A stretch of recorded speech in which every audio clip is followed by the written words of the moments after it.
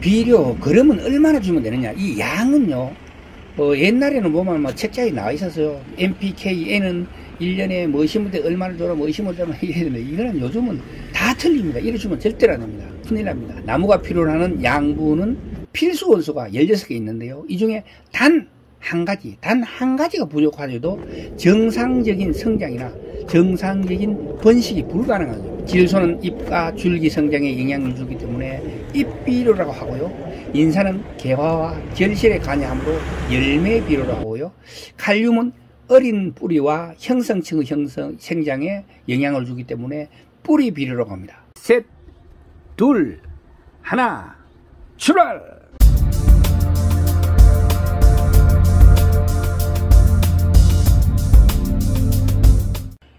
안녕하십니까. 팔공산 조경과 구들장입니다. 귀농 귀촌하게 되면은 조경수든 과실수든 여러가지 나무를 키우게 될 텐데요. 여기서 가장 중요한 것은 바로 비배관리, 거름 주는 거 하고 비료를 주는 거, 그리고 병충해 방제, 각종 병충해를 방지하는 것입니다. 그 중에서 오늘은 토양과 시비, 그러니까 비료 주기, 거름 주는 시기와 방법, 비료가 무엇인가, 그리고 양분, 영양분이 무엇인가, 그리고 어떤 영양분이 결핍할 때 어떤 영향이 있다, 이런 거에 대해서 간단하게 정리해 드리겠습니다. 먼저 비료 줄 때 반드시 지켜야 될 세 가지가 있습니다. 첫 번째는 비가 오기 직전과 비가 올 때는 시비를 하지 않는 게 좋습니다. 이유는 빗물에 유실될 가능성이 높아지기 때문입니다. 비료 시큰 줘봐야 비 한번 쫙 내려뿐만 시켜 내려가 버리고 실제로 나무가 섭취하기가 힘든다는 거죠. 둘째로는 비료가 나무 뿌리에 닿지 않아야 됩니다. 왜냐하면은 영양분이 나무 뿌리에 나쁜 게 아니라 이것이 화학 성분이니까, 그리고 가스가 발생하게 되니까 나무 뿌리에 해가 되는 것이기 때문입니다. 세 번째로는 깻묵이나 분뇨나 부엽토나 이런 유기질 비료는 완전히 부식된 것만을 시비합니다. 그렇지 않으면 위에다 뿌려놓거나 섞어줘야 됩니다. 왜냐하면은 이 부숙되면서 이 유기질 비료가요, 질소를 뺏어가 가지고 이 나무한테는 질소가 없어지기 때문에 줘야 되는, 안 주는 것보다 더 못한 거죠. 그래서 질소가 극히 부족해 가지고 질소 기하 현상이라는 걸 유발할 수가 있고요. 그리고 가스가 발생해 가지고 뿌리가 상하게 되기 때문입니다. 자, 그렇다면 비료란 뭐를 말하는 것일까요? 사람들이 비료가 중요하다고 하고 비료를 준다고 하니까 따라주는 사람들이 많더라고요. 비료란 식물에 직접 주는 양분이나 간접적으로 흙에서 화학적 반응을 일으키도록 하기 위하여 토양에 주는 물질을 비료라고 이해하시면 되겠습니다. 근데 비료라는 직접 주는 영양분이나 또는 간접적으로 흙에서 화학적 변화를 일으키도록 해가지고 나무가 쉽게 영양분을 빨아들일 수 있도록, 흡수할 수 있도록 이렇게 주는 게 바로 비료라는 것이죠. 나무는 휴명기인 겨울을 제외하고는 언제나 생육하고 있으므로, 살아있으므로 항상 양분을 필요로 하며, 특히 봄에는 어떻게 해요? 나무가 성장하잖아요. 그리고 신초가 막 나오게 되고 잎이 막 나오게 되잖아요. 그러니까 그걸 어디서 다 하는 거죠? 이 비료를 빨아들여 가지고, 양분을 빨아들여 가지고 탄소 동화작용을 통해서 이런 양분을 만들어 가지고 결국은 이걸 축적해 가지고 나무가 자라고 대사작용, 숨을 쉬어야 돼. 나무도 숨을 쉬어야 돼요. 이거 광합성 작용해가지고 100이라면 이게 100이 다 성장하는 게 아니라 거의 한 30, 40, 늙은 나무들은 80, 90을 갖다 대사작용, 그러니까 살아서 숨 쉬는데 활용하고, 나머지 10%는 자라거나 뭐 병충해를 방지하거나 뭐 이런 쪽으로 이제 내성을 키우거나 이런 쪽으로 되는 거지. 그러니까 늙은 나무들은 자라지는 못하는 거죠. 그러니까 비료가 없으면 어떻게 해요? 자랄 수가 없죠. 그래서 봄에는 성장과 신초가 나오기 때문에 많은 비료가 필요하기 때문에, 따라서 지엽이 자라기 전에 벌써 뿌리는 성장을 시작하기 때문에, 뿌리가 생장을 시작할 때는 이미 흡수할 수 있는 상태로 양분이 뿌리 가까이 가 있어야 되는데, 그러면 지효성이라서 보통 60일 이상 수개월 동안 서서히 뿌리가 흡수할 수 있는 상태가 되기 때문에 미리 줘야 된다. 미리가 언제냐? 그래서 가을 낙엽이 진 직후인 11월부터 주기 시작해가지고 늦어도 2월 안에는 줘야 됩니다. 2월 이전에 보통 뭐 1월 말까지 주는 게 좋습니다. 비료, 그러면 얼마나 주면 되느냐? 이 양은요, 옛날에는 보면 뭐 책자에 나와 있었어요. NPK, N은 1년에 뭐 심을 때 얼마를 줘라, 뭐 심을 때 얼마나 이랬는데, 이거는 요즘은 다 틀립니다. 이래 주면 절대로 안 됩니다. 큰일 납니다. 우리나라에서는 각 시군에 있는 농업기술센터라는 곳이 있어요. 여기서 토양 샘플을 주게 되면은, 무료로 토양 성분 검사를 해주고요.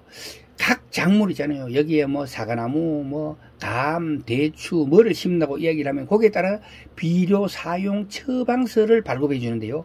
이 비료 사용 처방서에 맞춰가지고 시비를 해주면 됩니다. 뭐는 매달 달에 얼마를 주고 뭐는 이런 식으로 다 줍니다. 주기 때문에 거기에 따라서 요 토양이 필요한 거 거기에 따라서 주면 되지. 옛날처럼 막무가내로 봄이 되면 무조건 비료를 얼마를 주고 거름을 얼마를 주고 이렇지는 않습니다. 자, 마지막으로 양분에 대해서 간단히 정리해 드리겠습니다. 나무가 필요로 하는 양분은 필수 원소가 16개 있는데요. 이 중에 단 한 가지가 부족하여도 정상적인 성장이나 정상적인 번식이 불가능한 겁니다. 이게 바로 나무가 필요로 하는 필수 영양소 16개입니다. 이 16개라 하니까 굉장히 많아 보이지만 정리하면은 쉽습니다. 이해가. 자, 공기와 물에 함유되어 있는, 자연에서, 사람이 안 줘도 되는 것들이 있어요. 여기 세 가지인데, 탄소와 산소와 수소입니다. 요게 96% 이상 됩니다. 이걸 제외하면 13가지가 필수 원소가 되는 거죠. 그 중에서 가장 중요한 것이 우리가 알고 있는 바로 비료 후 삼요소입니다. 농사를 좀 지어봤다 그런 사람들은 대부분 알고 계시는 그 NPK, 질소, 인상, 가리가 되겠습니다. 질소는 잎과 줄기 성장에 영향을 주기 때문에 잎비료라고 하고요. 인산은 개화와 결실에 관여하므로 열매비료라고 하고요. 칼륨은 어린 뿌리와 형성층의 생장에 영향을 주기 때문에 뿌리비료라고 합니다. 뿌리가 약하면 뭘 준다? 칼륨을 줘야죠. 그리고 꽃을 많이 오게 하거나 열매가 충실하게 하기 위해서는 뭘 줘야 되죠? 바로 열매비료인 인산을 줘야죠. 그리고 성장이 좀 부족하고 잎이 좀 누리끼리하다 이러면은 질소를 줘야 된다는 거죠. 다량 원소든 미량 원소든 간에 10일을 넘잖아요. 이 유효기간이. 보통 질소 같은 건 1, 2일, 뭐 황 같은 것도 뭐 망간 같은 것도 1, 2일 뭐 이런 식으로 길어봐야 인 같은 것도 뭐 한 5일 정도. 그리고 칼륨 같은 건 늦다 해도 뭐 5일에서 10일 사이에는 유효기간은 끝나버립니다.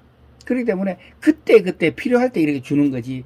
이걸 하다 미리 뭐 어떤 사람 보면 그 밥 깔기 전에 뭐 요소를 뿌리면 어떠냐 그런데 그거는 그냥 비료를 버리는 겁니다. 자, 비료 시비 방법은 2, 3월 기비로 지효성 비료를 주고 요때는 미끄럼으로 복합 비료를 주는 거죠. 추비는 바로 심기 전에 갈 때 바로 주는 거지. 이걸 갖다가 미리 해가지고 갈아놔놓고 뭐 보름이나 한 달 있다 줄 것 같으면 줄 필요가 없습니다. 추비는 눈이 움직일 무렵과 하무의 경우에는 개화 직후에 주며, 그러니까 개화를 하고 나서 바로 많은 이 영양분이 필요하기 때문에 그때 속효성 비료를 줘야 됩니다. 비료는 주는 시기가 굉장히 중요한데요.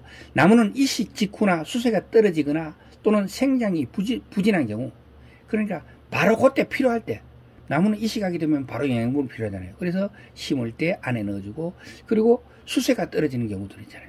이때는 수세가 떨어지는 게 보일 때 바로 주는 거죠.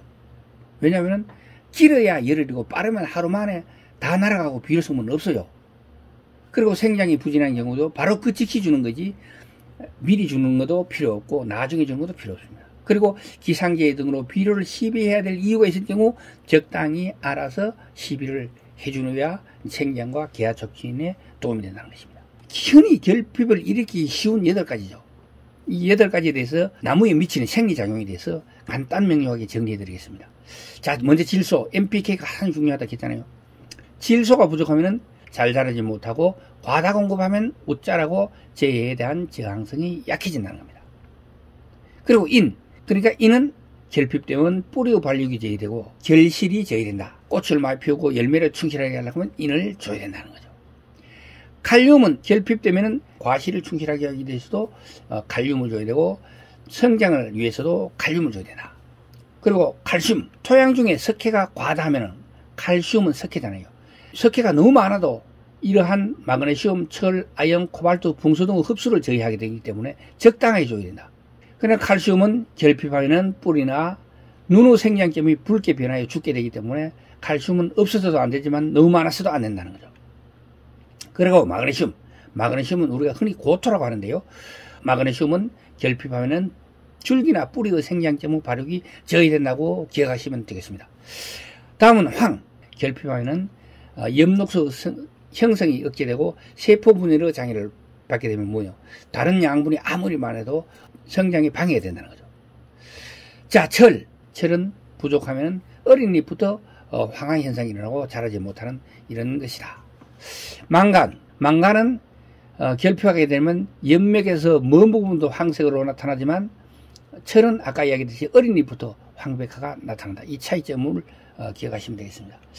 이상 원소 이외에도 많은 미량 원소에 영향을 받게 되며 그리고 수목 생육에 필요한 무기 성분이라도 토양 중에 과다하면 피해가 나타나는데 미량 원소는 약간만 많아져도 토양 중에 무기 성분이 과잉하여 수목에 직접적인 해를 끼치는 한편 다른 원소의 흡수 이동에 유해한 그리고 나쁜 영향을 끼치는 걸로 알려져 있기 때문에 미량 원소는 특히 적당히 줘야 되고 너무 많이 주면 안 되고 너무 적어도 안 되고 그렇지만 다량 원소는 조금 많아도 이 유해한 것이 좀 덜하다. 이렇게 기억하시면 좀 쉽겠습니다. 자, 오늘의 비료 주는 시기와 방법, 비료에 대한 이야기는 여기까지 하도록 하겠습니다. 동영상이 좋으셨다면 구독과 좋아요 부탁드리겠습니다. 지금까지 803 조경과 부들장이었습니다. 끝까지 시청해 주셔서 대단히 감사합니다.